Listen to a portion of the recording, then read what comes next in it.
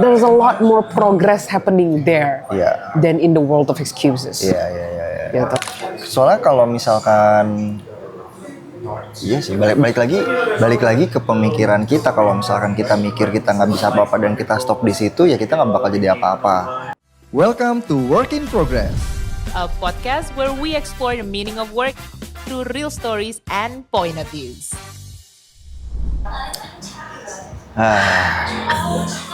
Kali ini kita akan sedikit bernapas, menghela napas karena kayaknya minggu ini minggu yang berat. Capek banget guys. Minggu yang capek mental dan juga fisik. Ya gitu deh pokoknya.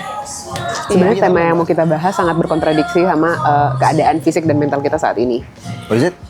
Karena temanya adalah confidence. Oh, kan confidence bisa jadi lu confidence atau lu lack of confidence. Oh, bisa juga.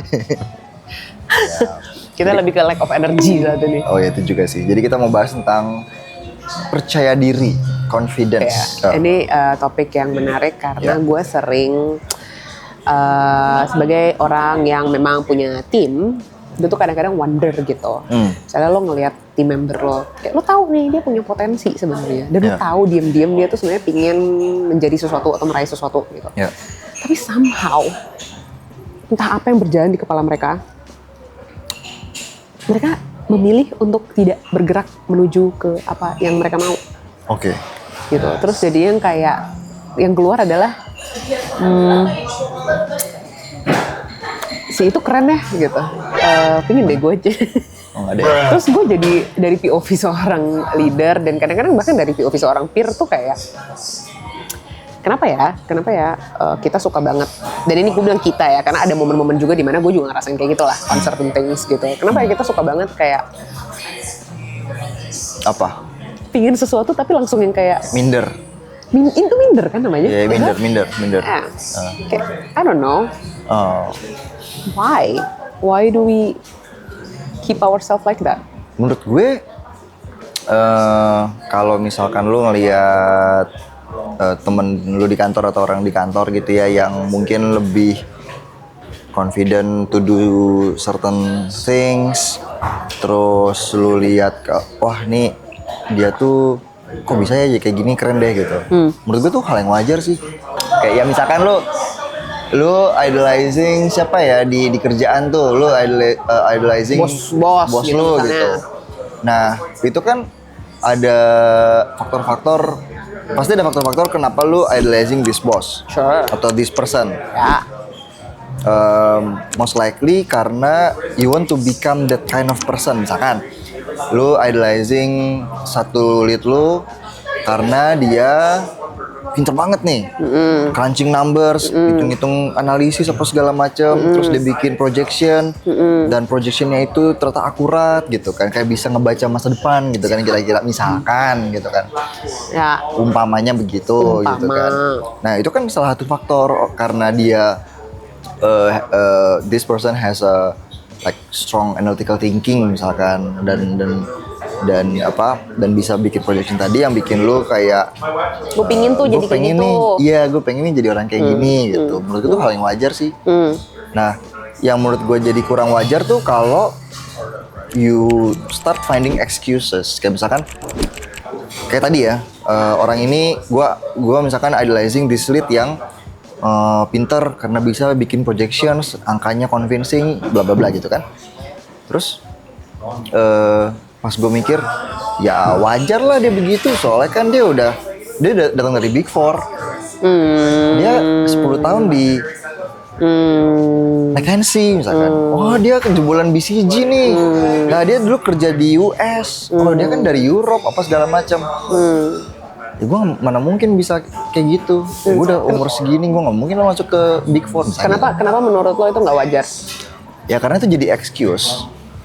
Dan kalau itu jadi excuse sehingga saat itu jadi excuse sehingga you will not do anything about it gitu, about the findings. Jadi misalkan lu dapat nih findingsnya, lu menemukan bahwa orang ini pinter, punya analytical thinking yang kuat gitu kan, projectionnya bagus, kalkulasinya make sense gitu kan. Nah itu oke. Pas lu ngebilang kayak tadi, dia kan dari Big Four ya wajar lah kayak gini ya, gua nggak mungkin lah bisa mencapai level itu. Nah di situ kayak lu menutup diri lu untuk even mencoba mencoba untuk belajar atau mencari jalan menuju ke sana gitu. Even kan karena gini, kalau untuk kita growing, kita bisa ngikutin jalan orang atau kita bisa bikin jalan sendiri. Nah, bikin jalan sendiri menurut gue susah, lebih gampang ya kan? Ikutin jarang, ada contohnya dulu. Ikutin contoh. Nah, kalau misalkan kita udah finding the excuses dan ngerasa gue nggak mungkin nggak nyampe ke level ini, followingnya aja udah enggak gitu. Lu nggak bakal nge-follow, lu bakal stop di situ dan itu menurut gue yang jadinya nggak wajar. Menurut gue yang juga bikin itu nggak wajar ya, salah satu action yang juga nggak bisa lo lakuin karena lo bikin excuses. Kalau tadi kan bilangnya lo jadi nggak bisa following, ngeliatin orangnya dan kayak hal-hal apa sih yang dia lakuin sehingga gue juga bisa ngelakuin itu gitu. Itu satu yang lo nggak bisa ketika lo bikin excuses. Yang kedua yang lo juga nggak bisa lakuin karena bikin excuses itu adalah ngaca ke diri sendiri. Kayak, karena menurut gue kadang tuh dalam pembicaraan sama ini kalau gini nembak nggak sih? Ngaca tuh gini, ngaca ke diri sendiri. Oke. We're being very technical today guys. Yang salah satu yang sering gue sadarin kalau lagi ngobrol sama orang dan kayak mereka minder gitu ya, lack of confidence. Setelah mereka bikin excuses tuh kadang-kadang yang kayak digali-gali lagi, ternyata intinya tuh mereka tidak merasa atau mereka melihat diri mereka tuh nggak good enough aja gitu. I'm not smart enough. I'm not analytic enough. I'm not strong enough. I'm not strong enough in math. Gitu ngerti gitu. Gue dulu aja kali-kalian susah sampai angka 9 gitu, yang kayak boro-boro gue bisa analisa kayak gue gitu. Gue motong kue aja miring. Apalagi bikin kan ngebagi-bagi kan. Motong kue nih. Gue sempet bingung sih kenapa ada potong kue. Oke. Ya kayak kemarin di kantor habis potong kue soalnya.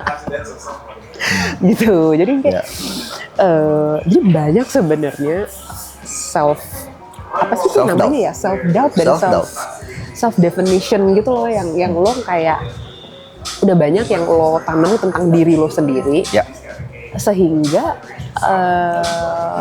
lo nggak bisa melihat diri lo melakukan hal-hal tersebut. Nah, ketika lo bikin excuses dan lo fokus akan apa yang orang ini udah punya, apa yang orang ini udah lakuin, lo nggak bisa balikin ke kitanya kayak gitu. Lo bahkan nggak bakal bisa jadi ngacanya aja gitu. Gitu, dan padahal di momen-momen lo berkaca itu lo bakal ngelihat kayak, oh siapa bilang ya ada hubungan antara motong kue sama bikin graph gitu loh. Iya. Atau apa hubungannya ya Big Four experience sama ini. Betul gitu. Jadi lo nggak bisa memilah-milah apa yang sebenarnya dilakukan orang ini dan gimana lo bisa melakukan yang orang ini lakukan gitu loh. Jadi excuse-nya tuh kayak ngeblok so many things. Yang bisa dilakuin. Nah, mungkin satu yang gue mau coba elaborate dikit dan membantu clarify. Kenapa ya gue bantu clarify? Lebih mau ngejelasin. Interview. Lebih mau ngejelasin kalau tadi kan disebutin, lu nyebut masalah I'm not good enough. Gitu. The feeling of I'm not good enough itu menurut gue sebenarnya wajar juga gitu, maksudnya hal yang normal gitu to think that, karena biasanya orang-orang yang ambisius atau orang-orang yang at least mau grow, yang mau maju itu biasanya punya common common thoughts of feeling not good enough. Jadi menurut gue tuh not a bad feeling. It's not a bad feeling to have. Nah, yang jadi masalahnya adalah karena gini, I'm not good enough itu sebenarnya bisa bermata dua. Kayak pisau bermata dua. Iya, pisau bermata dua. I'm not good enough feeling ada itu. Ada kereta mau lewat. Ya. So, the feeling of I'm not good enough itu dia punya dua sisi. Apa sih? Ya, pedang bermata dua tadi. Bisa menjadi suatu fuel atau bisa menjadi suatu toxic thinking. Itu yang kita perlu sadari dulu. Benar. Karena itu akan ngaruh ke actionnya kita. Kalau misalkan, tapi sebenarnya gini, kita nggak bisa detect itu toxic atau bukan sebelum kita pahamin tendensi kita tuh ngambil aksi seperti apa. Misalnya gini, kalau misalkan lu mulai stopping yourself on doing things that might grow, itu pertanda kalau the I'm not good enough thinking itu mulai menjadi toxic. I see. Jadi maksud gue adalah saat lu idolizing BTS tadi dan tendensi lu adalah gue mau jadi belajar bahasa Korea, that I'm not good enough to understand Korean, the bahasa bukan the people, itu berarti jadi fuel, jadi fuel of motivation. Itu yang positif. Betul. Itu yang positif. Nah, itu menurut gue perlu kita ini sih. Jadi jangan sampai, karena kadang gue ngeliat tuh ada orang yang kayak, oh karena gue ngerasa gue nggak bisa ngapa-ngapain, itu hal yang buruk. Gue punya pikiran I'm not good enough, I'm not strong enough, I'm not apapun enough gitu kan. I'm not enough lah gitu. Itu hal yang buruk. Menurut gue enggak.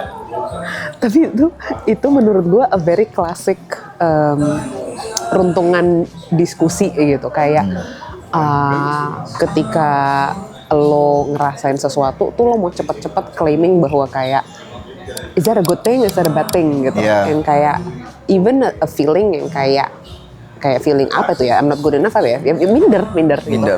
Minder aja sebenarnya masih bisa lo tweak, itu bisa jadi positif dan bisa jadi negatif gitu. Jadi selama lo melihat feelingnya itu bisa lo puter, reframe untuk mengambil sebuah action, menurut gue sih itu udah leaning towards something good ya. But then again, bahkan kapasitas lo untuk berpikir, oh apakah gue tendensinya mengambil action atau tendensinya tidak mengambil action, bahkan untuk melakukan refleksi itu aja menurut gue itu udah one step ahead gitu. Dan itu jarang banget orang lakuin ketika yang lo ulang-ulang terus excuse mulu gitu. Iya bener gitu. Jadi kalau lo fokusnya tuh di orangnya, and what do they have that you don't have, what they did that you haven't, ya udah lo akan stop di situ.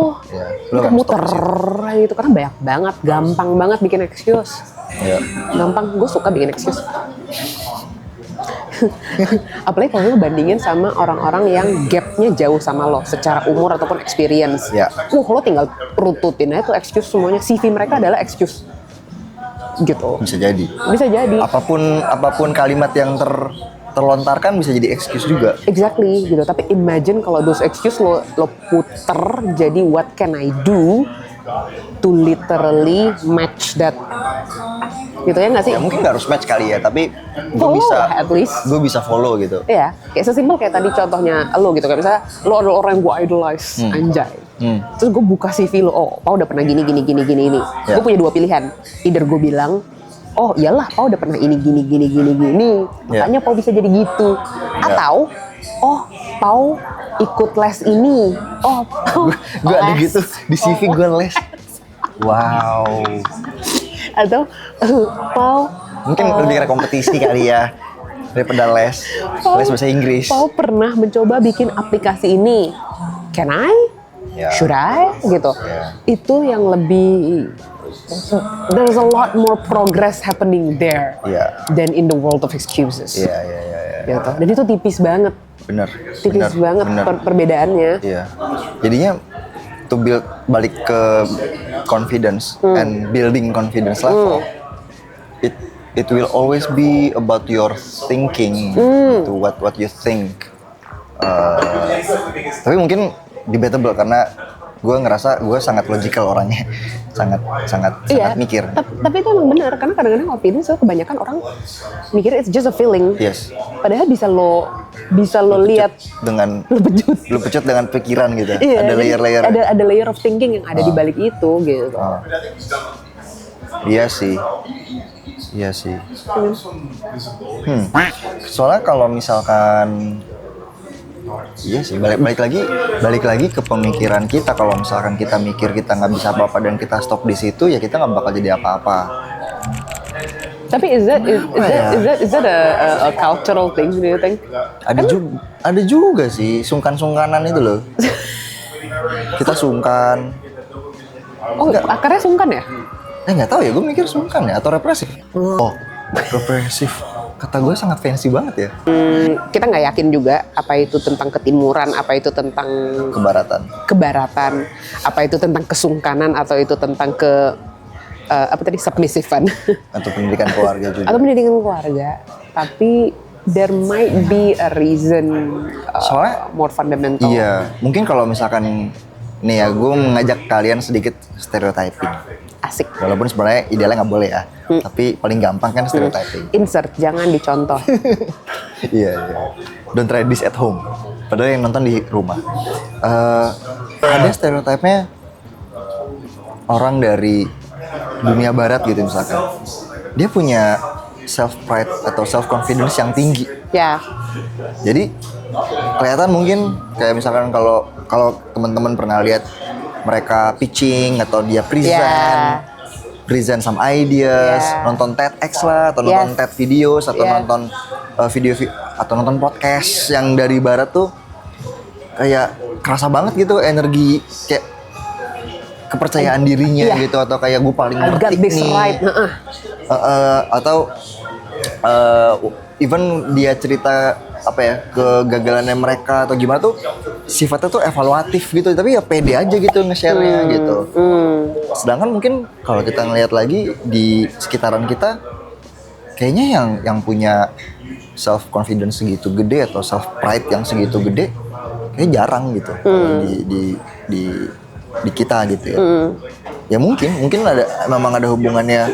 Gua nggak tahu mungkin kalau di sana di sekolahan di sana gitu kan diajarinnya dari kecil maksudnya dari kecil harus bisa pitching, harus bisa present. Ya, opinionated ya, lu punya opini masing-masing dan berani menyampaikan opininya dan berani berdebat gitu. Sedangkan kalau di sini kan mungkin ya lu ngangkat tangan misalkan di kelas gitu, lu angkat tangan dan lu duduk di depan aja deh kayak langsung anak guru nih gitu, anak pinter nih gitu.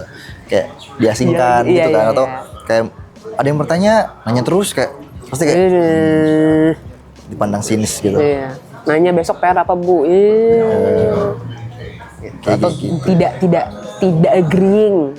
Kita kan sangat kolektif ya, kolektif agreement kayak gitu-gitu. Kayak dissenting tuh di kita tuh tricky gitu. Mungkin sekarang udah lebih banyak ya, jauh much better sekarang. Tapi kalau di upbringingnya kita, dissenting opinion tuh very tough gitu. Jadi bisa jadi itu semua bertambah berumbung-umbuk jadilah sekumpulan orang yang terkadang kayak ya bisanya cuma ngelihat keluar, nggak bisa ngelihat ke dalam dan refleksiin apakah kita merasa diri kita cukup atau enggak. Itu by the way masuk di tesis gue dulu tentang tesis gue tentang karakter pembelajaran online, pembelajaran jarak jauh sesuai karakter belajar orang Indonesia. Interesting. Gue tambahin dikit ya, poin-poin yang menarik nih. Poin yang menarik, kalau di pendidikan barat, guru itu dipandang sebagai fasilitator. Ya. Jadi, lu mau ngedebate atau lu ngedebat, berdiskusi dengan guru tuh suatu hal yang diekspektasikan. Ya. Dan itu suatu hal yang diapresiasi juga di community. Yang kedua, pintar tuh bukan kognitif, hanya kognitif. Jadi lu nggak harus ranking di sekolah itu kalau barat. Kalau timur, guru itu dipandang sebagai master, lebih otoriter. Jadi apa kata guru lu ikutin. Jadi nanya ke guru tuh takut. Nah, berarti bisa jadi nanya ke atau mengkritisi atau punya opini ke orang yang mungkin lebih senior tuh jadi hal yang aneh, dimana kayak nggak nyaman gitu. Betul. Kayak yaudah gue tahan aja. Betul. Gue iya aja. Makanya mungkin banyak ABS di Indonesia karena itu bisa jadi gitu ya. Gue nggak tahu. Insert akronim meaning di sini. Ya terus? Nah, itu yang pertama. Kedua, nilai itu penting banget di keluarga di timur. Ya. Kayak dan matematika atau fisika gitu. Yang eksakta itu tuh harus bagus. Kalau enggak tingkat bukan tingkat ya, tapi level lu di sosial akan ngaruh gitu. Wah, anak ini orang tua lu mungkin akan lebih membanggakan anaknya yang ranking di sekolah ketimbang yang jago dance Betul. atau yang jago musik gitu. Ya. Tapi itu dulu, mungkin sekarang udah enggak ya. Sekarang udah Hopefully mulai ya. kayaknya sih teman-teman gue yang udah punya anak mulai mengapresiasi apapun itu ya. Maksudnya prestasi Betul, anaknya betul. tuh. Walaupun itu juga bisa jadi go south. Tapi Iya. tapi itu bibit-bibit yang tadi itu ditarik ke sekarang, anak-anak yang dulu dirayakan untuk jadi juara 1 dan mungkin tidak terlalu dirayakan untuk menjadi juara 5 adalah anak-anak yang saat ini lagi ada di gedung-gedung kantoran. Iya. Dan yang juara 1 merasa Ya. gua Berarti bisa, yang juara 5 merasa yang kayak ya gue juara 5, I cannot be juara 1. jangan-jangan berarti ketidakpercayaan diri itu adalah trauma masa kecil. Panjang sekali ya. Terus gimana tuh? Nah, di saat itulah Anda harus melakukan refleksi besar dalam hidupmu. Kita harus reformasi besar-besar. Wow, enggak. Terus gimana ya? Dan what's the takeaway? The takeaway is that bahwa ada Itu terjadi gitu. bahwa itu terjadi, itu wajar, and you need to draw that all the way back Yeah. tentang how do you see yourself gitu, karena Ya. we're just a bunch of people yang bertemu di an office and bringing our whole life story in there gitu. Ya. Percaya atau enggak, Percaya atau enggak. kita tidak datang hari ke hari cuma membawa hari kita, tapi kita membawa bertahun-tahun sejarah kita, gitu ya. Wow. Jadi kalau misalkan interview harus dicek sejarahnya Nggak usah. bukan CV. Nggak usah. Ada halaman Wikipedia-nya nggak kamu? Gitu. Nggak usah. Nanti nggak dapet yang bagian les tadi. Gitu. That's how you unlock confidence. We don't have tips and trick, guys. Kalau mau lihat tips and trick mungkin di tempat lain aja. Ya, karena di sini kita ngobrol. Kita lebih suka membuat kalian lebih bingung aja sih. Udah bingung? Udah bingung? Tidak semua hal itu harus langsung ada solusi instan. Itu dia. Karena menurut kita percaya dan kita yakini solusinya datang dari diri kalian sendiri. Itu dia. Dengan itu, Super sekali. dengan itu kita akhiri episode ini. Semoga semakin bingung tapi tidak putus asa ya. Ya, karena menurut gua bingung itu berarti kita udah on the right track, on the right path. Dadah. Itu berapa? Nah, setengah jam. Oke lah. Oke lah. Nah ini tuh nih beat